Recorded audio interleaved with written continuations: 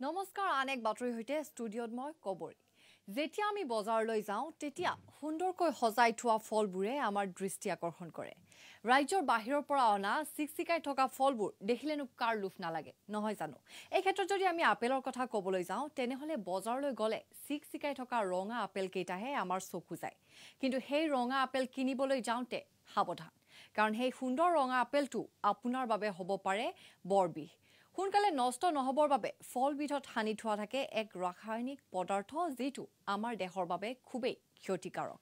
আপেলটোৰ বাকলি চুচি চালে দেখিব এবিধ বগা বগা সামগ্ৰী যি পদাৰ্থই ক্ষতি সাধন কৰে মানুহৰ দেহত আৰু এই তথ্য পোহৰলৈ অহাৰ পিছতে চৰকাৰৰ ওচৰত সচেতন মহলে দাবী জনাইছে যে ৰাজ্যৰ বাহিৰৰ পৰা অনা ফলমূলৰ লগতে যিকোনো খাদ্য সামগ্ৰী পৰীক্ষাৰ অন্ততহে যেন বাহিৰলৈ ওলাই দিয়ে কলিয়াবৰ কেন্দ্ৰীয় ছাত্ৰ সন্থাৰ এটা সজাতি দলে ফলমূলৰ দোকানত এই বিষাক্ত বৰবিধ চিনাক্ত কৰি আপেলবিলাক পৰীক্ষাৰ অন্ততহে বজাৰ বিক্ৰীৰ বাবে মুকলি কৰি দিবলৈ দাবী জনাইছে স্বাস্থ্য বিভাগক আৰু কলিয়াবৰৰ পৰা আমালৈ এই বাতৰি প্ৰেৰণ কৰিছে পংকজ শইকীয়াই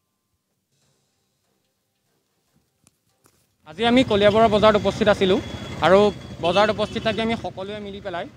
যিসমূহ আপেল আছে মানে ফলমূলৰ দোকানত আমি সেই আপেলবিলাক চাইছিলোঁ তাত আমি আপেলবিলাক যেতিয়া চালোঁ তাৰ ওপৰত কিছুমান চামনি আমি দেখা পালোঁ চামনিসমূহ হৈছে কিছুমান কেমিকেল যি কেমিকেলসমূহ জনসাধাৰণৰ বহুৰ ক্ষতি কৰিব পাৰে আৰু আমি স্বাস্থ্য বিভাগলৈ অনুৰোধ জনাব বিচাৰোঁ যে যিসমূহ আপেল আমাৰ বাহিৰৰ পৰা ইয়ালৈ ছাপ্লাই হৈ আছে অসমলৈ সেই ফলমূলেই হওক বা অন্য সামগ্ৰীসমূহেই হওক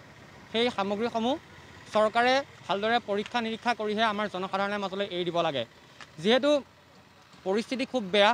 সেই পৰিস্থিতিসমূহ লক্ষ্য ৰাখি যাতে আগন্তুক দিনত মহামাৰীৰ এই সময়তো যাতে বেলেগ মহামাৰীয়ে দেখা দিব নোৱাৰে সেইসমূহ চাই পেলাইহে বজাৰলৈ যাতে বস্তুসমূহ এৰি দিয়ে